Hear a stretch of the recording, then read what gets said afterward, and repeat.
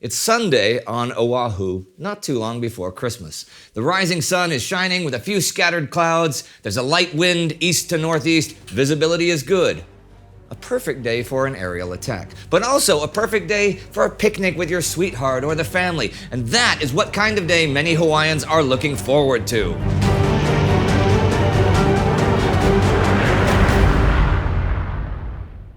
In Pearl City, population 1,071, right on the shores of Pearl Harbor, the eldest of two siblings in the Stagner family will remember the morning like this. Mom had the radio going. The music played softly in the living room as Mom began to slice some papaya fruit for breakfast.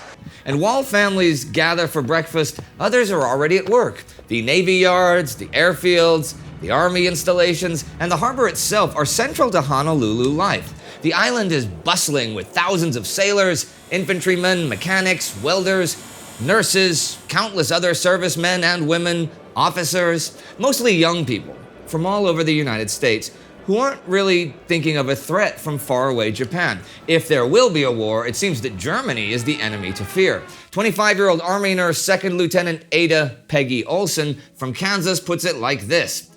I didn't know very much about Hawaii, and I was skeptical because of the Germans. I was afraid of the Germans out in the water. I really worried about that. I never thought that we would have trouble with the Japs. In the fall, our chief nurse said we would be getting into war, and she kept telling us that, and we were young, so we didn't believe her. This morning, Peggy is on duty at the medical station at Schofield Barracks. It is her second shift in a row, and now, shortly after arriving at work at 7 a.m., she's in the maternity ward checking on the baby she helped deliver yesterday evening. But when Peggy and her friends are not on duty, they do what 20-somethings do. Oh, we went out every night to the club, which was across the ravine from the nurses' home, the officers' club. They had dances 3 times a week, Monday, Wednesday, and Saturday. Saturday was a dinner dance. It was a lot of fun. We partied a lot. There was a lot of social life among the nurses. We did have a pretty good pick of the manpower there. Peggy's already made her pick. 2nd Lieutenant Gordon Sterling, a 21-year-old freshman pilot at Haleua Field. He's passed his flying test, but is still in training, not yet rostered for regular flight duty. Peggy and Gordon are engaged to get married next summer. They had a date on Friday, and they've scheduled an afternoon picnic when Peggy's shift is over. Now, at 7:15, Gordon is still sleeping off the usual Saturday shenanigans like many of the other young pilots. The Haleua pilots are currently in barracks at Wheeler Field, while their barracks undergo repairs. Last night, Gordon and Haleua pilots Lieutenants Kenneth Taylor and George Welch got together with Wheeler pilots Lieutenant Lewis Sanders, 2nd Lieutenants Philip Rasmussen, John Thacker, and Othniel Norris at the regular Saturday dinner dance. That then carried into the early morning hours with poker and drinks. Now, around 7:13 a.m., while the young pilots are sleeping it off, word reaches Rear Admiral Claude Charles Block, commander of the Pearl Harbor 14th Naval District, that the destroyer Ward has sunk a second submarine. No alarm is raised, but Ward is ordered to continue her patrol. In January 1940, James Richardson becomes commander of the Pacific Fleet. During his one-year tenure, he constantly questions President Roosevelt, feeling he does not appreciate how undermanned and understaffed the Pacific Fleet is. FDR orders the fleet moved from San Diego to Pearl here, thinking such a move will deter the Japanese from their ambitions. Richardson thinks this move is a terrible idea. Every necessity, oil, personnel, ammunition, must now be brought all the way from the mainland. Oahu does not have the training or recreational facilities for so many new arrivals, and the ships clog the harbor.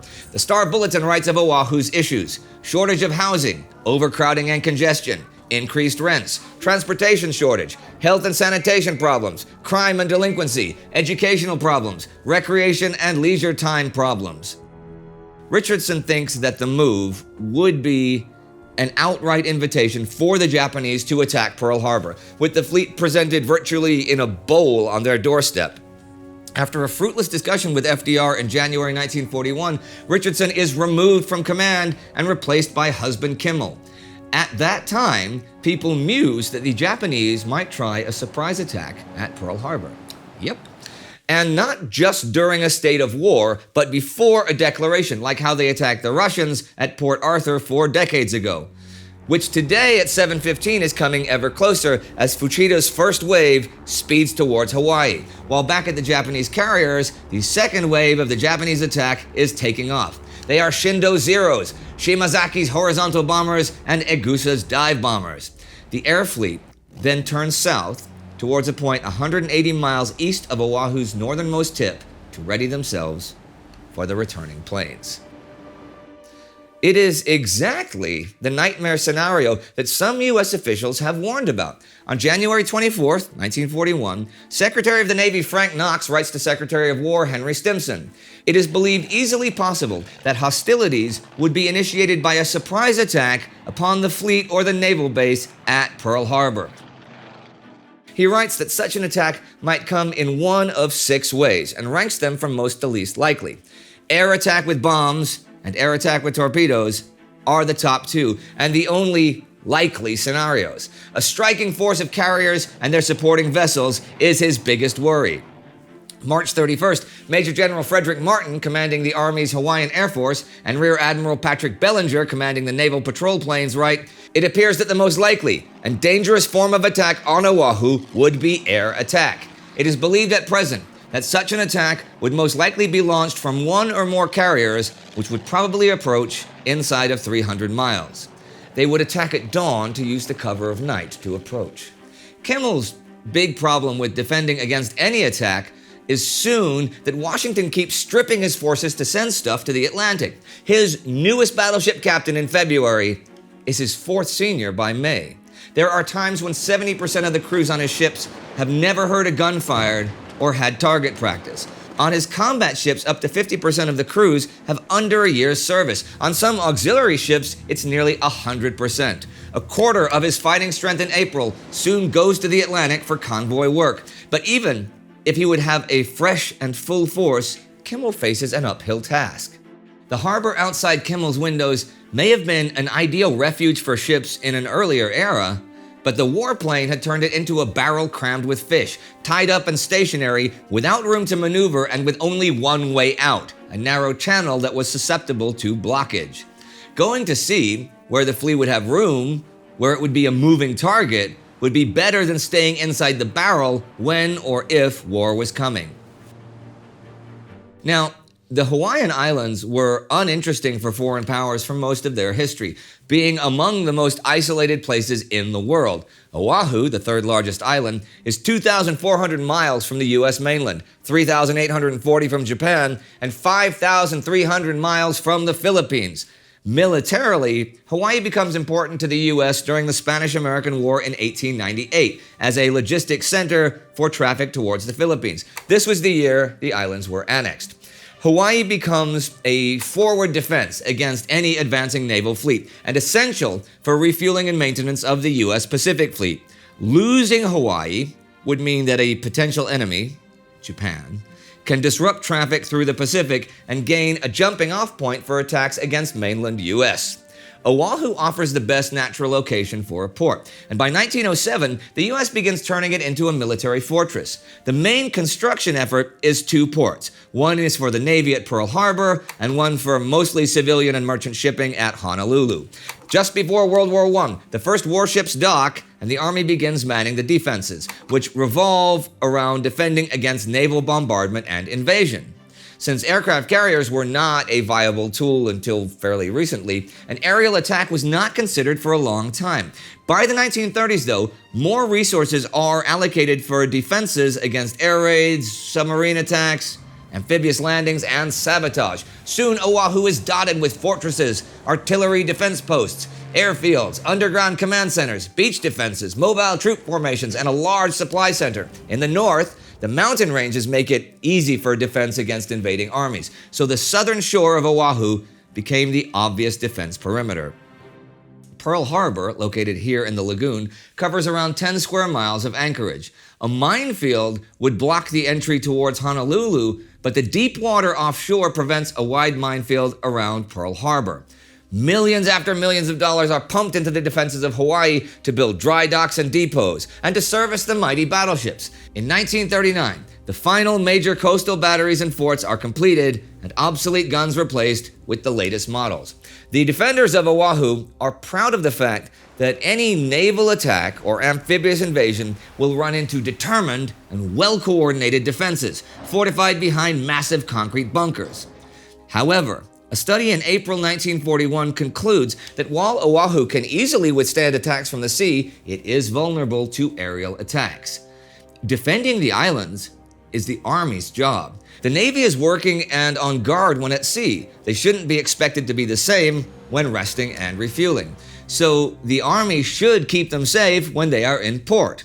In December 1941, though, it is doubtful they are up to that task. Lieutenant General Walter Short is Army commander of Hawaii and at Oahu. But there is no unity of command. Some ground forces belong to the Navy, some to him. Sure, he has 42,959 personnel, but barely any planes at all for long-range recon, barely any planes that can sink enemy ships, and not even enough AA guns and fighters to keep the skies over Pearl Harbor safe. He does have the Opana Mobile Radar Unit, which now, at 7:21, continues to track the huge blip, approaching the islands at over 2 miles per minute. Information that is not yet passed up the chain of command. But back to theory. Short and Kimmel, in unison, could mount a response using Short's limited resources and Kimmel's heavily armed and staffed Navy. So during the summer of 1941, Kimmel and Short develop a local joint defense plan, the Joint Coastal Frontier Defense Plan, Hawaiian Coastal Frontier, largely under Kimmel's initiative. Husband Kimmel has quite a few things in common with his adversary Yamamoto, actually. He comes from humble upbringings. He graduated from Naval Academy during the Russo-Japanese War. Kimmel took part in the occupation of Veracruz, Mexico in 1914, and during the fighting was wounded but was able to return to duty. He was a gunnery officer in the Great War, though he did not see action at sea. In 1926, he's promoted to captain. In 1937, to rear admiral. In February 1941, Kimmel is appointed as commander of the U.S. Pacific Fleet. In May, the Pacific Fleet moves to Pearl Harbor. Kimmel is a man of habit who runs his show like a well-oiled, highly efficient machine. An enemy running directly into his defenses will have an impossible task to overcome.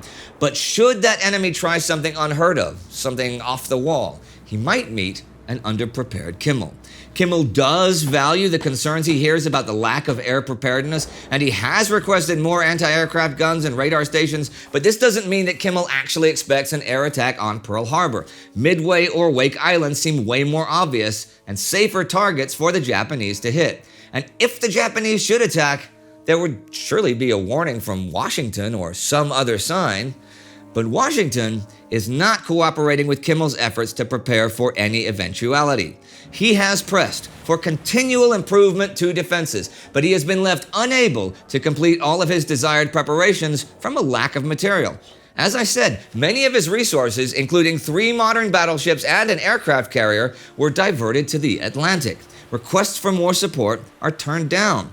With increasing tensions in Southeast Asia and the South China Sea, the priority has shifted to the Philippines, and the increase in defenses approved in early 1941 for Kimmel are instead diverted to General Douglas MacArthur, commander of the forces in the Philippines. So the much-needed fighters and anti-aircraft guns never come, nor do the 180 new B-17 bombers promised to the Hawaiian Department. These would provide both reconnaissance and strike capacity, but by December 6, only 12 are based in Hawaii, and only 6 of them in a state to fly. Sure, 12 more are arriving soon, on their way to MacArthur, but they too are not combat ready, and currently, there's a Japanese Air Force between them and Hawaii. But the perhaps most significant request was Rear Admiral blocks for 250 long-range PBY patrol planes. With this force, he would then be able to scout 360 degrees around the islands. With support of first Richardson and then Kimmel, Block makes the request on December 30th, 1940, May 7th, 1941, and October 17th, 1941, each time emphasizing the urgency. The third time, he is promised 100 planes, but ends up receiving none, as these are redirected to the British. In the meantime, Kimmel gives him access to the Navy's reconnaissance planes, But that only works as long as they are not engaged in regular Navy operations. As a result, in the early days of December 1941, there were only enough planes available to cover slightly more than a quarter of the area from which an enemy could approach. So the long and short of it is that Washington has set its priority on the Philippines and British aid, leaving Short and Kimmel under-equipped, understaffed, more or less blind, and unprepared. The eyes they have, Opana radar station, continues plotting the incoming planes, now 62 miles away, but no alarm is raised. Further away, all 167 attack planes of the second Japanese wave are now airborne. But how did we even get here? Okay, I'll talk a lot about the events and diplomacy that led up to today later, but here's what's gone on the past 2 weeks in general for a brief background. On the 26th, American Secretary of State Cordell Hull gives Japanese Ambassador Nomura what will become known as the 10 points. Among them, Japan must pull out of China and Indochina and not give Germany military aid. The US would then release the frozen Japanese assets and resume trade. There is, however, no threat of war or even breaking off diplomatic relations if this doesn't happen, and no timeline for when the Japanese troops must withdraw. The Japanese attack fleet set sail that morning. On the 27th, Chief of Naval Operations Harold Stark, Assistant Chief Royal Ingersoll, and Admiral Turner compose a message ordering the Pacific and Asian fleets to take defensive deployment. It begins with, "This dispatch is to be considered a war warning." Still believing an attack is not imminent, Short focuses mainly on his fear of sabotage. In his and others' view, the main threat to Hawaii is the 40% of Hawaiians of Japanese descent. On the 28th, the carrier Enterprise leaves Pearl, heading for Wake Island's defenses. By the 30th, Nomura's deadline has come and gone and nothing has happened. But Washington has no idea what it is the deadline for. Cutting off diplomatic relations? Attacking the British or the Dutch? Attacking the Philippines? None of that stuff has happened. On December 1st, another Imperial Conference formally sanctions war against the US, England, and the Netherlands. Cordell's 10 points is used as a justification. December 3rd, Japanese diplomats destroy their purple machines in Manila and Washington. Kimmel thinks it's because they're worried the US will attack them and not vice versa. If, for example, the Japanese invade Thailand, US security forces might seize Japanese codes and machines in embassies. December 5th, the carrier Lexington has gone to Midway Island for defense there. Since the 3rd Pacific carrier is visiting the West Coast, there are no carriers at all at Pearl Harbor. But battleships Arizona, Nevada, and Oklahoma return to port after a week of exercises, so all 8 of Kimmel's battleships are present. December 6th, Magic intercepts Japanese Prime Minister Hideki Tojo's response to Hull's conditions. The basic gist of it is go to hell. That Britain and the US have brought about a state of affairs that threatens Japan's existence. They have tried to help China to beat Japan. They've ruined the Japanese economy with embargo, and the Japanese cannot tolerate this situation. Japan will not abandon its alliance with Germany and Italy either. Further negotiations are impossible. December 8th, Tokyo, so a few hours ago locally. Ambassador Grew shows Tojo FDR's plea to avert war in person. Grew demands to give it to the emperor in person. Tojo agrees, and Grew returns to his embassy to await an audience. December 7th, Washington. 3 messages from Tokyo to Nomura arrive between 8 and 9 a.m., so like 4 hours ago, local time. One says submit Tojo's reply to Hull at 1 p.m. today. The second praises Nomura for his dedication and says he is no longer needed. The third tells him to destroy his last purple machine. American Naval Communications notes that 1 p.m. in Washington is 7:30 in Oahu, a minute from now. But Nomura postpones his meeting with Hull until 1:45 p.m. The note will now likely arrive after hostilities begin. Yamamoto will be crushed by this dishonor. A samurai would never kill an enemy asleep in his bed. He would wake him up first and then kill him in his bed. Around this time, Destroyer Ward, sinking 2 submarines, is finally getting some attention at the Navy Yard Communications Office. The officer in charge gives orders to notify the district duty officer and tries to call Admiral Kimmel's office, but he gets a busy signal. But at least the captain of the yard is informed. Then Patrol Wing gets the word, that a PBY plane has also sunk a sub near the harbor entrance. Well, they can't read it yet. It must be decoded. The weather on Oahu Island is partially clear, with clouds covering the mountains. The cloud's altitude is 3,500 feet, but with good visibility and a north wind at 10 knots. "We've got this," I shouted in spite of myself. If things had been prearranged, the most needed information could not have come at a more perfect time. As I thought earlier, I was lucky and I was grateful. There was no mistaking that success was at hand. Ambassador Nomura might see things slightly differently and might soon wish he'd had more information. See, he does not know about the attack, but has known for a while that diplomacy has been impossible. October 22nd, he writes to his Foreign Office, "I don't want to continue this hypocritical existence, deceiving other people. Please send me your permission to return to Japan." They refuse. It is too late in the day. But had it been earlier, they probably would have accepted given Nomura's tendency to act alone. He doesn't always relay complete summaries of his talks with Hull, and he adjusts Japan's position on his own at times to Hull. But he is not a career diplomat. He's a retired admiral and left service just 4 years ago. Tokyo's tone to Nomura gets more aggressive in November. On the 5th, he is told that he must absolutely restore the flow of American oil by the 25th, but not told why. The 22nd, he gets this: "There are reasons beyond your ability to guess why we wanted to settle Japanese-American relations by the 25th. But if, in the next 3 or 4 days, you can finish your conversations with the Americans, if the signing can be completed by the 29th, we have decided to wait until that date. After that, things are automatically going to happen."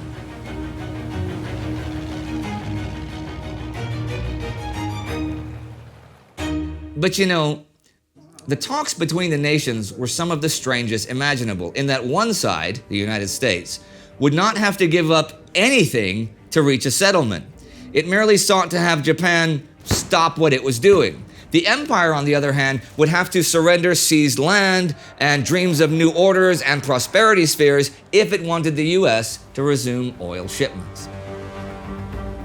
Now, the US has been reading magic intercepts for months. July 31st, the empire will take measures to secure raw materials of the South Seas. October 21st, Tokyo has reached a point where no further positive action can be taken except to urge the US to reconsider her views. November 4th, Japan will defend its existence and honor without considering the cost. So they know of Nomura's deadline. They know he'd tried to quit. They even know that he's received orders to destroy code machines. But remember, these are diplomatic codes. They have no traffic from admirals or generals. The Imperial Japanese Army has its codes. The Imperial Japanese Navy has one code for administration, one for merchant ships, one for naval attachés, one for the general fleet, and the Americans cannot read the Naval Fleet Code. But now, at 7:33 a.m., Honolulu finally receives a warning message from Washington concerning the breaking off of negotiations with Japan. The Japanese have correctly reckoned with a quiet morning today. Again, the 360 degrees, 800-mile radius around Pearl Harbor is too large to be swept by the planes the Americans have each day. There is no visual air warning network in place, which, because of the size of the island, would be fairly useless anyway. If the visual sighting of an attacker is reported, the enemy aircraft will already be on top of them. So the Pearl Harbor air defenses are very much dependent on advance warning and intel coming from Washington. And that intel has only arrived sparsely. Oahu Military Command thinks that the biggest threat is from sabotage anyhow. So ammunition stores are locked, light guns are dismounted, aircraft are grouped together.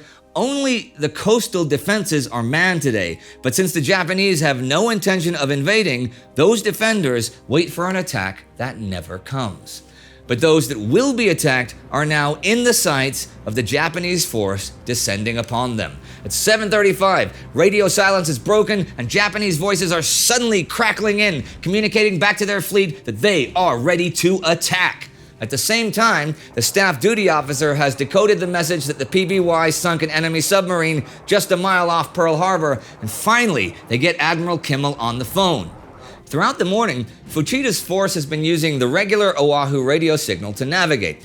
It was left on with music playing overnight to give the incoming American B-17s a homing beacon. But now the Japanese planes have visual contact with the island, and on the horizon, they can already make out their main targets, the massive battleships at anchor in the harbor, as they begin preparations to split up for their respective attack runs. One of the Japanese seaplanes has spied the harbor and now reports that conditions are good for the attack. That might actually be an understatement. Pearl Harbor, a less than ideal defensive position against aerial attack in 1941, is a huge lagoon. In its middle is Ford Island, dominated by the Navy Air Station. This is where the Catalina reconnaissance planes have been taking off from. West of the island is Cruiser Row. Currently moored there are the light cruisers USS Detroit, USS Raleigh, the dreadnought USS Utah, and seaplane tender Tangier. Across the water from them is Pearl City, west of the Middle Lock, where mine layers Ramsey, Gamble, Montgomery, and Breese, mine sweepers Trevor, Zane, Perry, and Wasmuth, the repair ship Medusa, and seaplane tender Curtis are moored. Opposite Pearl City in the East Lock at anchor are the destroyers Aylwin, Dale, Farragut, and Monaghan, the latter gathering steam to join Ward and hunt for more submarines. East in the lock are the destroyers Henley, Patterson, and Ralph Talbot, also at anchor. South of them, just north of Ford Island, are destroyers Phelps, McDonough, Warden, Dewey, Hull, and the tender Dobbin, followed by the hospital ship Solace and destroyers Allen and Chew. To the northeast in Alia Bay are destroyers Selfridge, Case, Tucker, Reed, Conyngham, Whitley, and Blue, and the light cruiser Phoenix. They are west of Kuahua Island, which is currently under transformation into a peninsula to make room for the increasing Navy installations. On Kuahua's south end are numerous PT boats and other smaller ships. South from there are the naval shipyards, where several major ships are moored and in docks undergoing maintenance and repairs. Notable among them are the cruisers Helena, San Francisco, and New Orleans, and of course the battleship Pennsylvania. She is one of 8 battleships in the harbor. They are the main prize for the Japanese attack. The rest are across from the docks, along Ford Island in Battleship Row. Mostly moored in pairs, they are lined up like ducks on a shooting range. The outer ships are vulnerable to torpedo attacks. The dockside ships are immobile targets for dive bombers and horizontal bombers. The exceptions are Nevada, namesake of the Nevada-class dreadnought battleships, moored alone at the front of Battleship Row, and California, the flagship of the Pacific Fleet, moored alone far at the front of the row for routine maintenance. Aft of her is an oiler, the Neosho. To her aft, Maryland, Fighting Mary to her crewmates, locked dockside astern with Oklahoma, famous for saving numerous U.S. civilians in the Spanish Civil War. Aft of them is Tennessee, the lead ship of the Tennessee class of dreadnought battleships, locked with West Virginia of the more powerful Colorado class battleships. In front of Nevada is the flagship of Battleship Division 1, the USS Arizona. Moored with the repair ship Vestal outboard, the Arizona is also locked in. Unlike the other dockside ships, she is not protected from torpedoes by the much smaller Vestal, and also remains a sitting duck for bombs like her sisters in the inner row. Arthur Harris, a Honolulu policeman, will remember December 6th as especially boisterous. On Saturday, December 6, 1941, the fleet was in, which means that most of the ships that were based in Pearl Harbor were in port, lined up and anchored in their assigned locations. The ship crews had just gotten paid and had the weekend off. In those days, nearly all of the military personnel were men, and they were in and around Honolulu looking for a good time. Arthur was on duty that night, and he remembers the streets being white with sailors, nicknamed swabbies, plus lots of khaki uniforms as well. It was one of the busiest nights in Arthur's memory, because many of the servicemen began drinking, and there were many calls to the police department asking for help. Late that night, the servicemen, worn out from partying, returned to their ships and fell asleep. Arthur remembers working until midnight, then heading for home. This is, in fact, something the Japanese have counted on, attacking Sunday morning, so the fewest number of people have planned to be awake or at work, thus fewer able to immediately fight back. At the radar station, the huge blip of Fuchida's force is now only 22 miles to the north-northeast, barreling towards Pearl Harbor. A final report is phoned in, a warning once again ignored.